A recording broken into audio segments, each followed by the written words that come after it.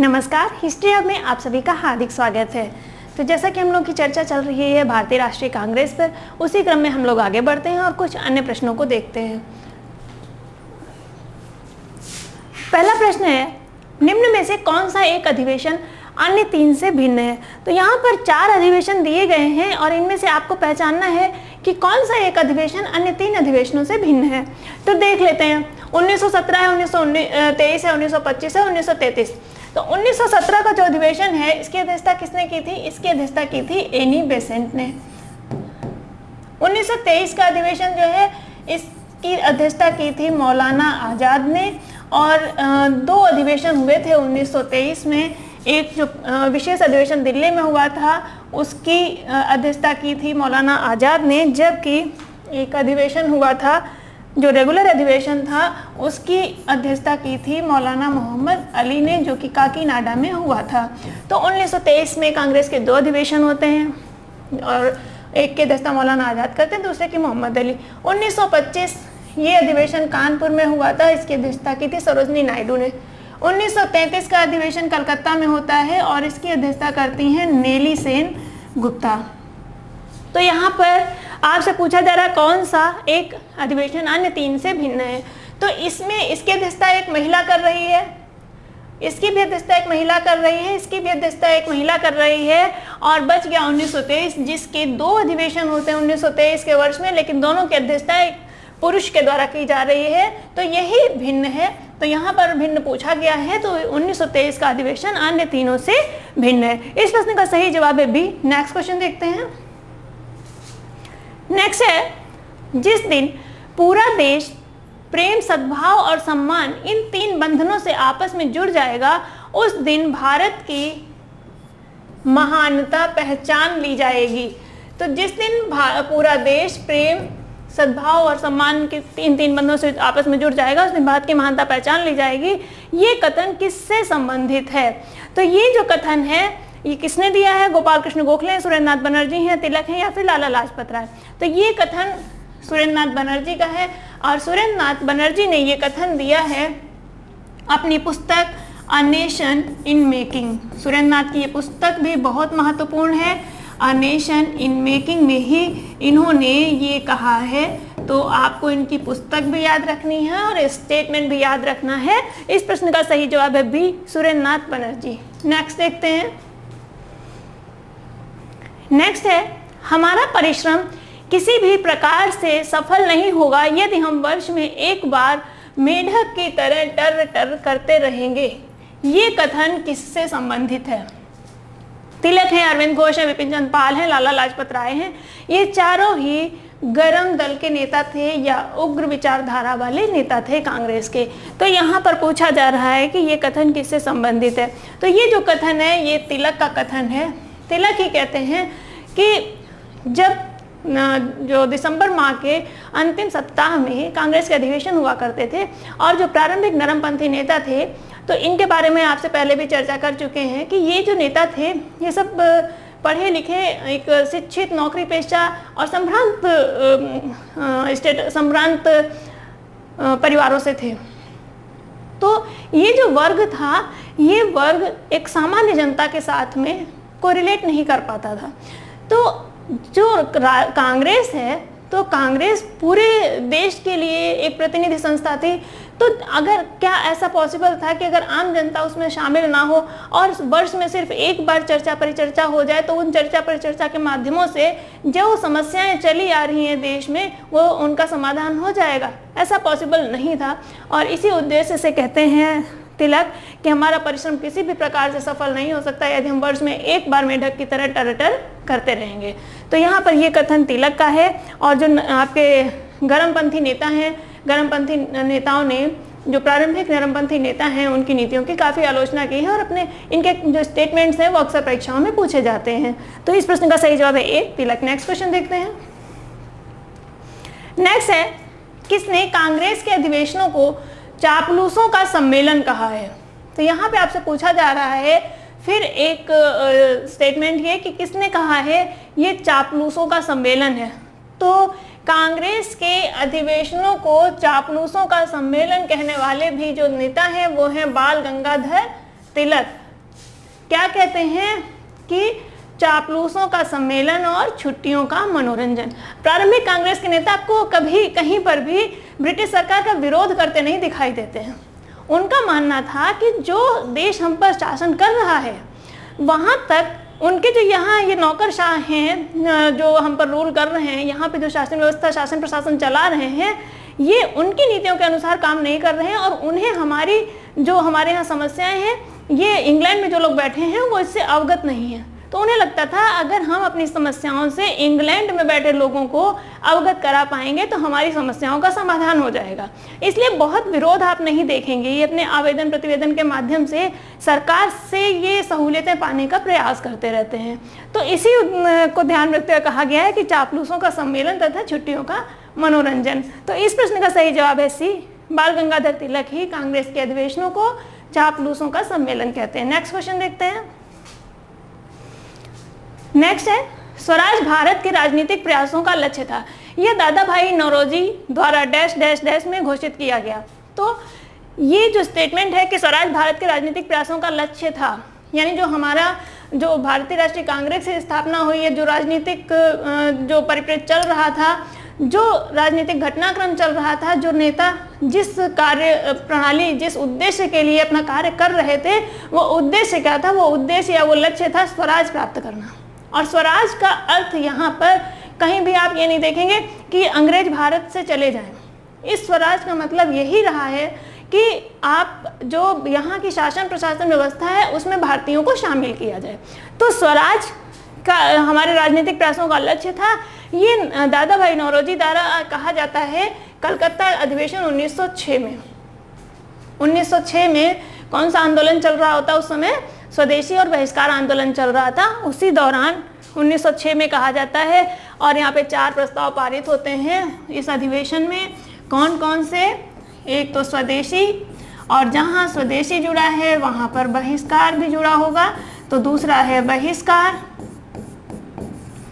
और तीसरा स्वराज, और चौथा राष्ट्रीय शिक्षा। तो ये 4 प्रस्ताव इसी अधिवेशन में पारित हुए थे।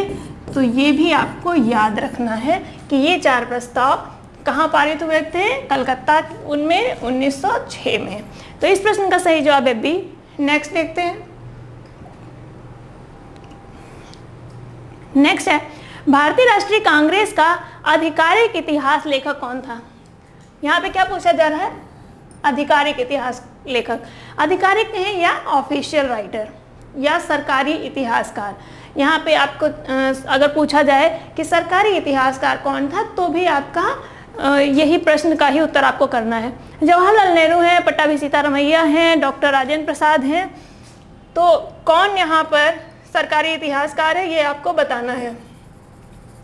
तो जो भारतीय राष्ट्रीय कांग्रेस के सरकारी इतिहासकार हैं वो हैं पट्टाभी सीतारमैया। पट्टाभी सीतारमैया ने ही भारतीय राष्ट्रीय कांग्रेस का सरकारी इतिहास लिखा, या भारतीय राष्ट्रीय कांग्रेस का इतिहास लिखने वाले सरकारी लेखक थे। इस प्रश्न का सही जवाब है बी, पट्टाभी सीतारमैया। नेक्स्ट देखते हैं।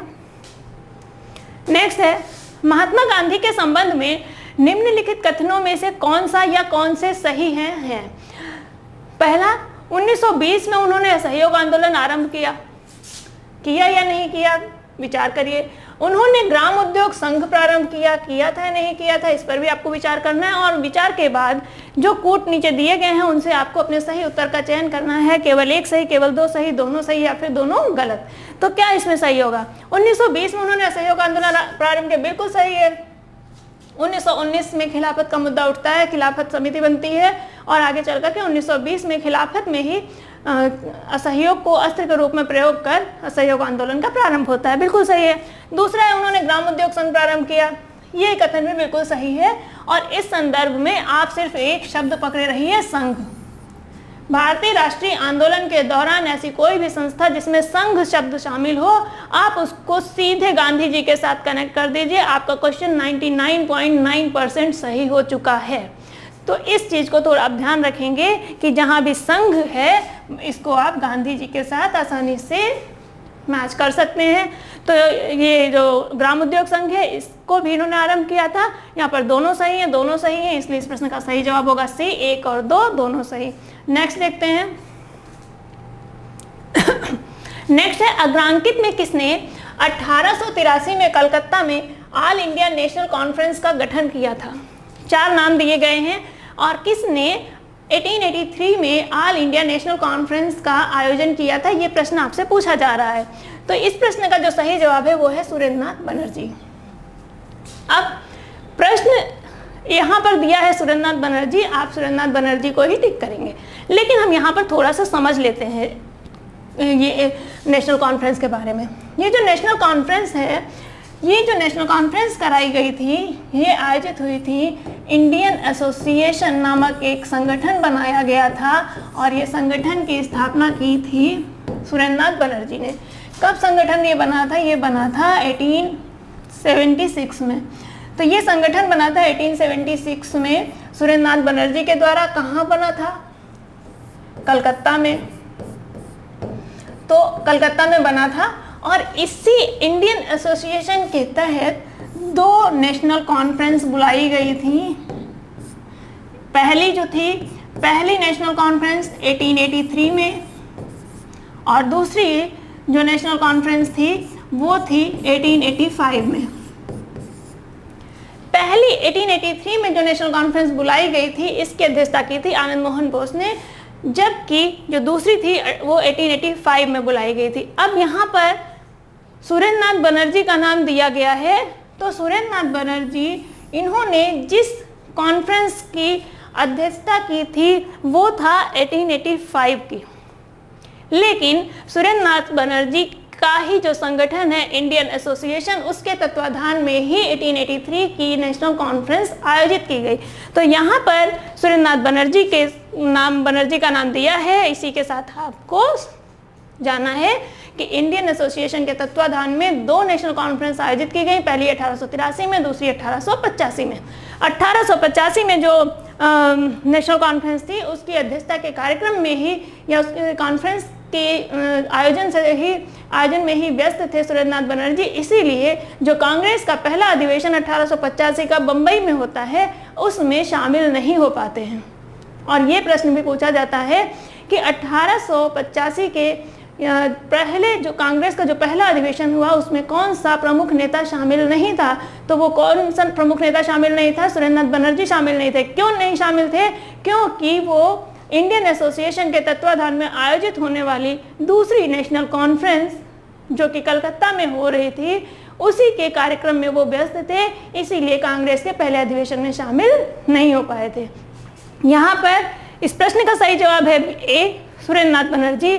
शेष आपको ये भी ध्यान रखना है कि किसके तत्वाधान में हुई थी, इंडियन एसोसिएशन के। और इंडियन एसोसिएशन का गठन कब हुआ था? 1876 में। कहाँ हुआ था? कलकत्ता में हुआ था। और कितनी नेशनल कॉन्फ्रेंसेस हुई हैं? 2 हुई थी इसके तत्वाधान में। कब? एक 1883 में और एक 85 में। तो इस प्रश्न का सही जवाब है ए। नेक्स्ट देखते हैं। नेक्स्ट है 1916 में मुस्लिम लीग और कांग्रेस के बीच समझौता किसने करवाया? तो 1916 में मुस्लिम लीग और कांग्रेस के बीच एक पैक्ट होता है जिसको कांग्रेस लीग पैक्ट या लखनऊ समझौता कहते हैं। तो किसने करवाया? एनी बेसेंट सुरेंद्रनाथ बनर्जी हैं, लोकमान्य तिलक हैं, गोपाल कृष्ण गोखले हैं। तो किसने करवाया? तो ये जो समझौता है ये करवाया तिलक ने। तिलक के प्रयासों से ही तिलक और जिन्ना ने मिल करके प्रयास किए कि मुस्लिम लीग और कांग्रेस दोनों साथ आ जाएं, दोनों में समझौता हो जाए ताकि जो राष्ट्रीय आंदोलन चल रहा है उसको एक गति मिल सके। दोनों अलग अलग राह में ना चलें, एक साथ मिल के चलेंगे तो हमारा जो आंदोलन है वो उसकी गति जो है और तीव्र हो जाएगी और हमें जल्दी ही सुशासन मिल जाएगा। तो इसी उद्देश्य से लोकमान्य तिलक ही समझौता कराते हैं।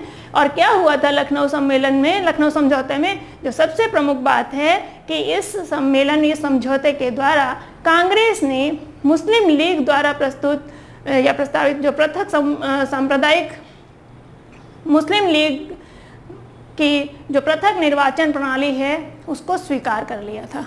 तो इसी अधिवेशन में या इसी सम्मेलन में, इसी समझौते में कांग्रेस द्वारा मुस्लिम लीग की पृथक निर्वाचन प्रणाली को स्वीकार किया जाता है। ये इसकी विशेषता है। नेक्स्ट क्वेश्चन देखते हैं। नेक्स्ट है 1938 में हरिपुरा कांग्रेस अधिवेशन के दौरान सुभाष चंद्र बोस का महत्वपूर्ण कदम था। अब यहाँ पे 4 पॉइंट आपके सामने दिए हैं और आपको एक एक करके पढ़ना है कि क्या महत्वपूर्ण कदम उठाया गया। पहला, क्योंकि इस अधिवेशन में सभी भारतीय नेताओं ने अंग्रेजों के विरुद्ध युद्ध की घोषणा की। क्या ऐसा हुआ था? दूसरा, क्योंकि जवाहरलाल नेहरू को भविष्य के भारत का प्रधानमंत्री चुना गया। क्या ऐसा हुआ था 1938 के हरिपुरा अधिवेशन में? आपको बताना है। तीसरा, क्योंकि कांग्रेस ने योजना आयोग के विचार को शुरू किया। क्या है योजना आयोग के विचार को? आप देखिए कि क्या ऐसा हुआ था। चौथा, क्योंकि लोगों ने विदेशी सामानों और मदिरा का बहिष्कार किया था। क्या सही है? तो इस प्रश्न का जो सही जवाब है वो सी। 1938 का हरिपुरा अधिवेशन इसी विशेषता की वजह से बहुत ही महत्वपूर्ण है, क्योंकि इसमें पहली बार योजना आयोग का विचार कांग्रेस द्वारा दिया गया था और कांग्रेस द्वारा क्या, सुभाष चंद्र बोस के द्वारा दिया गया था। यही इस अधिवेशन की सबसे बड़ी विशेषता है। तो इस प्रश्न का सही जवाब है क्योंकि कांग्रेस ने योजना आयोग के विचार को शुरू किया। नेक्स्ट क्वेश्चन देखते हैं। नेक्स्ट है सुभाष चंद्र बोस के त्यागपत्र के बाद भारतीय राष्ट्रीय कांग्रेस का अध्यक्ष कौन हुआ? कब? जबकि सुभाष चंद्र बोस ने त्यागपत्र दिया। राजेंद्र प्रसाद हैं, सरदार पटेल हैं, मौलाना आजाद हैं या फिर पट्टाभी सीतारमैया हैं। तो कब त्यागपत्र दिया पहले तो ये देख लें। तो जो त्यागपत्र दिया था ये दिया था 1939 यानी कि 1939 में। कहाँ कांग्रेस अधिवेशन हुआ था? ये हुआ था त्रिपुरी में। और त्रिपुरी के कांग्रेस अधिवेशन में सुभाष चंद्र बोस गांधी समर्थित प्रत्याशी पट्टाभी सीतारमैया को हराकर अध्यक्ष निर्वाचित किए जाते हैं, अध्यक्ष चुने जाते हैं। उसके बाद कांग्रेस वर्किंग कमेटी के साथ डिस्प्यूट होने पर सुभाष चंद्र बोस कांग्रेस से त्यागपत्र दे देते हैं। तो जब सुभाष चंद्र बोस त्यागपत्र देते हैं तब उनका स्थान ग्रहण करते हैं राजेंद्र प्रसाद, डॉक्टर राजेंद्र प्रसाद उनका स्थान ग्रहण करते हैं।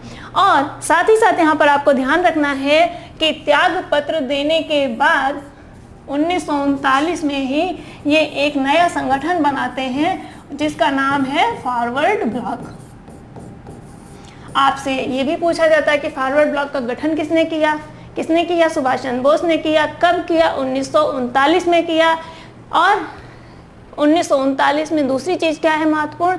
1939 में ये कांग्रेस के अध्यक्ष चुने जाते हैं, लेकिन कांग्रेस के अध्यक्ष पद से ये इस्तीफा दे देते हैं या त्यागपत्र दे देते हैं। तो कांग्रेस के अध्यक्ष पद से त्यागपत्र देने के बाद फॉरवर्ड ब्लॉक का गठन करते हैं और इनके त्यागपत्र देने के बाद जो अध्यक्ष चुने जाते हैं वो होते हैं राजेंद्र प्रसाद। तो इस प्रश्न का सही जवाब है ए। नेक्स्ट देखते हैं। नेक्स्ट है राष्ट्रीय गीत वंदे मातरम का कांग्रेस के अध्यक्ष द्वारा किस कांग्रेस अधिवेशन में विरोध किया गया? तो यहाँ पर वंदे मातरम का विरोध, यहाँ पर वंदे मातरम का विरोध पूछा जा रहा है। तो कब किया गया था? वंदे मातरम का विरोध किया गया था काकीनाडा कांग्रेस में। काकीनाडा कहाँ है आपका? आंध्र प्रदेश में है। और इसमें जो अध्यक्ष थे मौलाना मोहम्मद अली। तो इस कांग्रेस के जो अधिवेशन के अध्यक्ष बने वो मौलाना मोहम्मद अली बने और इन्हीं के द्वारा वंदे मातरम का विरोध किया गया। यहीं पर आपको ये भी ध्यान रखना है कि वंदे मातरम को सर्वप्रथम किस अधिवेशन में गाया गया था? तो वो 1896 का कलकत्ता अधिवेशन था जिसमें वंदे मातरम को सर्वप्रथम गाया गया था। तो ये भी आपको ध्यान रखना है। जब चीज़ें संदर्भ के साथ आती हैं, रिपीट होती रहती हैं, तो फिर याद नहीं करना पड़ता है, वो आपके दिमाग में एकदम बैठ जाती हैं। तो इस प्रश्न का सही जवाब है सी, काकीनाडा कांग्रेस में ही वंदे मातरम का विरोध किया गया था। नेक्स्ट क्वेश्चन देखते हैं। नेक्स्ट है कांग्रेस ने अपनी कृषि नीति की घोषणा कहाँ की थी? बम्बई है, त्रिपुरी है, फैजपुर है या फिर हरिपुरा में? तो जो कांग्रेस है उसने अपनी कृषि नीति जो घोषित की थी वो फैजपुर में की थी। कब हुआ था ये अधिवेशन? 1936 में अधिवेशन हुआ था। फैजपुर एक गांव है महाराष्ट्र का, गांव में ही बैठ करके ये सम्मेलन हुआ था, ये अधिवेशन हुआ था और इसी अधिवेशन में सर्वप्रथम कांग्रेस ने अपनी कृषि नीति घोषित की थी। तो आपको ये भी पूछा जा सकता है कि फैजपुर कहाँ है? तो फैजपुर है महाराष्ट्र में। साथ ही साथ यहाँ पे पूछा गया है कि कहाँ घोषित की गई थी, आपसे वर्ष भी पूछा जा सकता है, तो 1936 में घोषित की गई थी। ये आपको तीनों संदर्भ याद रखने हैं। तो यहाँ पे इस प्रश्न का सही जवाब है सी, फैजपुर। नेक्स्ट देखते हैं। नेक्स्ट है अखिल भारतीय कांग्रेस के 1889 के बम्बई अधिवेशन में कितनी भारतीय महिलाओं ने भाग लिया था। अब यहाँ पे 1889 का जो अधिवेशन है उसके बारे में बात हो रही है, कितनी भारतीय महिलाओं ने भाग लिया था। तो इसमें 10 भारतीय महिलाओं ने भाग लिया था। यहाँ पर आकर के महिलाएं जो हैं भारतीय राष्ट्रीय कांग्रेस में वो दहाई के आंकड़े को टच करती हैं। तो यहाँ पर कितनी महिलाओं ने भाग लिया, 10 महिलाओं ने। इस अधिवेशन की एक अन्य विशेषता थी कि इस अधिवेशन में ब्रिटेन के एक सांसद थे चार्ल्स फ्रेडला, जिन्हें भारतीय मामलों का विशेषज्ञ माना जाता था, वो भी शामिल हुए थे। और इस अधिवेशन की अध्यक्षता की थी विलियम वेडरबर्न ने। वही विलियम वेडरबर्न है जिन्होंने ह्यूम की जीवनी लिखी थी।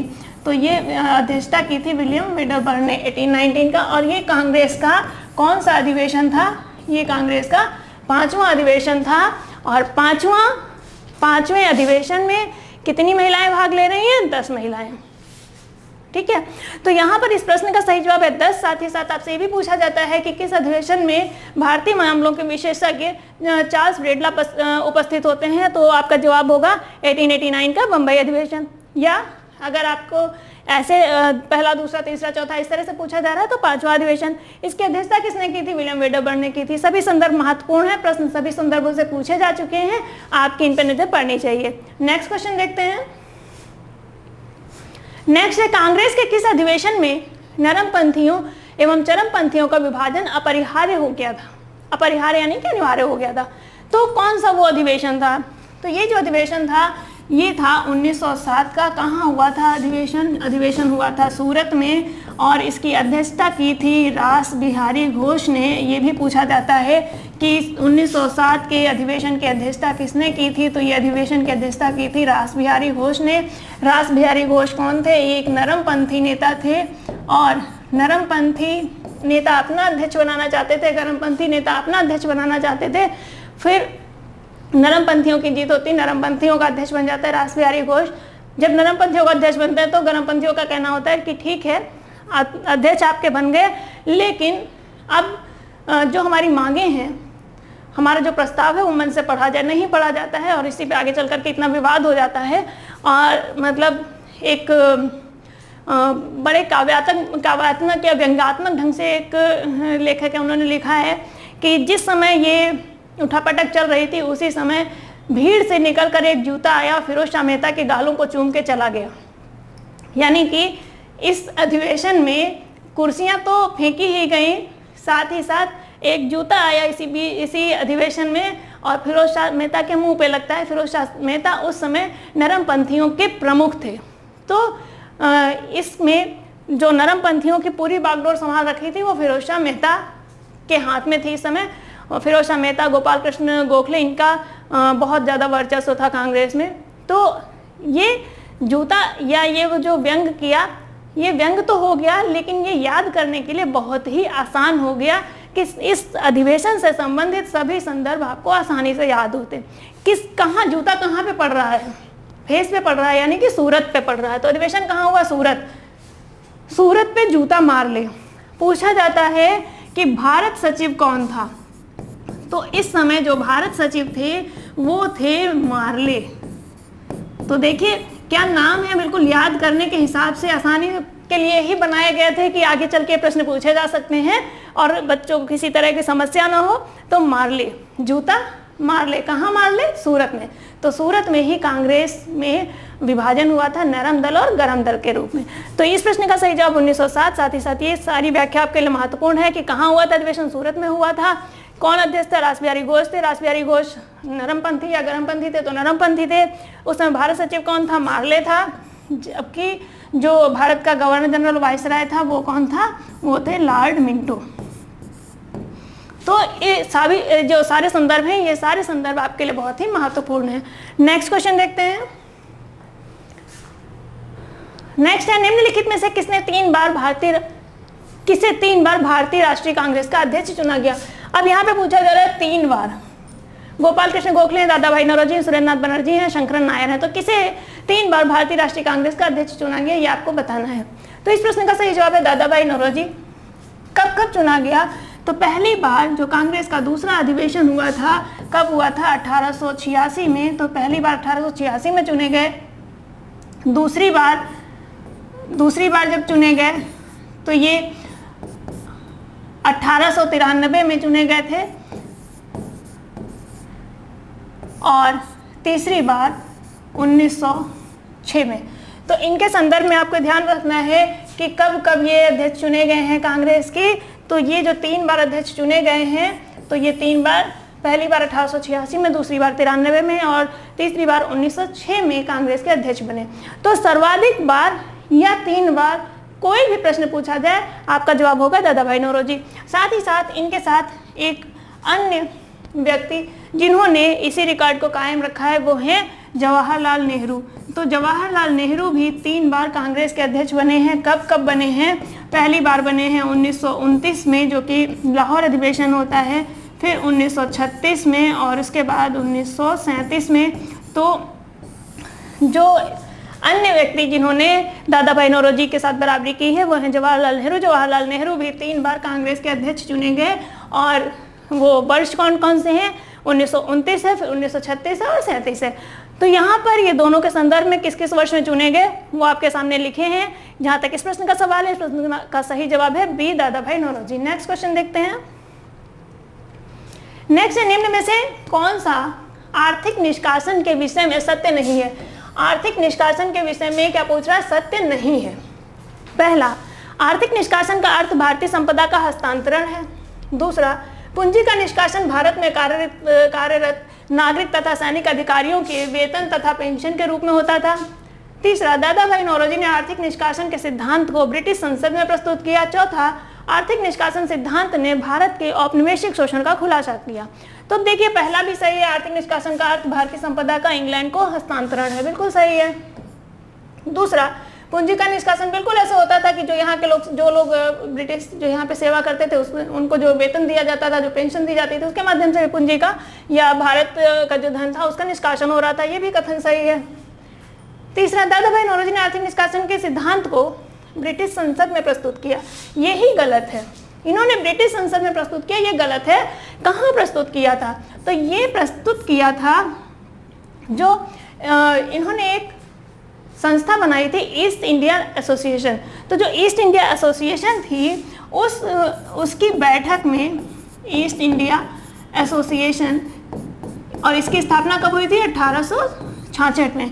तो इसी की बैठक में 1867 में, और कहाँ, लंदन में, ये प्रस्तुत किया था। और किस पत्र के माध्यम से, किसके थ्रू इन्होंने ये प्रस्तुत किया था, तो एक लेख के माध्यम से, और वो क्या था, इंग्लैंड डेब्ट टू इंडिया, इंग्लैंड डेब्ट टू इंडिया नामक लेख के माध्यम से इन्होंने इस थ्योरी को प्रस्तुत किया था। तो कहाँ प्रस्तुत किया था, ईस्ट इंडिया एसोसिएशन की बैठक में प्रस्तुत किया था, ना कि ब्रिटिश संसद में। तो यही कथन गलत है, और यहाँ पे क्या पूछा जा रहा है, जो सत्य नहीं, यानी कि जो असत्य है, यही इस प्रश्न का सही जवाब होगा। नेक्स्ट है, निष्कासन सिद्धांत ने भारत में औपनिवेशिक शोषण का खुलासा किया, बिल्कुल किया। तो सारे संदर्भ सही हैं।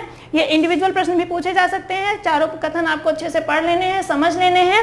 जहाँ तक इस प्रश्न का सही जवाब है सी है, दादा भाई नौरोजी ने आर्थिक निष्कासन के सिद्धांत को ब्रिटिश संसद में नहीं बल्कि ईस्ट इंडिया एसोसिएशन की बैठक में प्रस्तुत किया था। नेक्स्ट क्वेश्चन देखते हैं। नेक्स्ट है, 1885 में बॉम्बे प्रेसिडेंसी एसोसिएशन का गठन किसने किया था।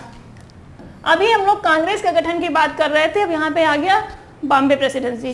क्यों, क्योंकि गठन कब हो रहा है, 1885 में। 1885 में राष्ट्रीय कांग्रेस की स्थापना होती है।